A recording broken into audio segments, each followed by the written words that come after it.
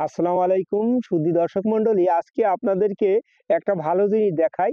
এই আজকে 65 থেকে 70 দিন মতো হয়েছে। আমি 1 কেজি আলু কিনেছিলাম। 1 কেজি আলু এই 6 বর্গফুট জায়গায়, 3 দুগুনি 6, 6 না 4 বর্গফুট জায়গায় আমি বুনেছিলাম। এই 4 বর্গফুট জায়গায় দেখুন কি পরিমাণ আলু হয়েছে। তা এই যে এ- এই দেখুন, এই দেখুন, হ্যাঁ, অনেকগুলো আলু হয়েছে এবং এটা অনেক স্বাদও সুন্দর। আরেকটা কথা আপনাদের বলে রাখি যে অনেকে হয়তো মনে করেন যে আলুর জন্য অনেক বেশি মাটি লাগে।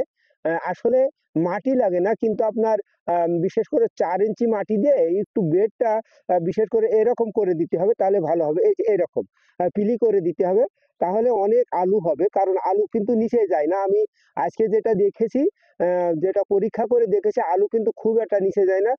3 ইঞ্চি নিচে গিয়েছে, অর্থাৎ 3 ইঞ্চি নিচে আলুর, সবগুলো আলুর 3 ইঞ্চি নিচে গিয়েছে।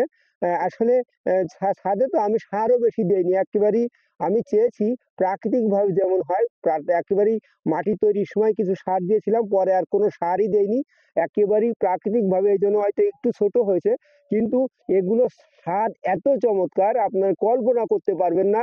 যে বাজার থেকে কিনার আলু এবং এই আলু আমি প্রতিদিন, আগে 2 দিন ভর্তা খেয়ে, আমি বিশেষ করে ভর্তা খাই। এবং ভর্তা খাওয়ার পরে যে স্বাদ, আপনাদের বলে বুঝাইতে পারবো না। আপনারা যদি কেউ আসেন, আমার বাড়ির আশেপাশে থাকেন, তা এসে আলু নিয়ে যেতে পারেন। আশা করা যায় আলু ভর্তা খাওয়ার জন্য আমি উপহার দেবো, আপনারা যদি আসেন। আসেন, ধন্যবাদ। আপনারা ভালো থাকবেন এবং আলুর জন্য শুভ, সবার জন্য শুভকামনা এবং আলু চাষের জন্য উদাত্ত আহ্বান জানাচ্ছি। ধন্যবাদ।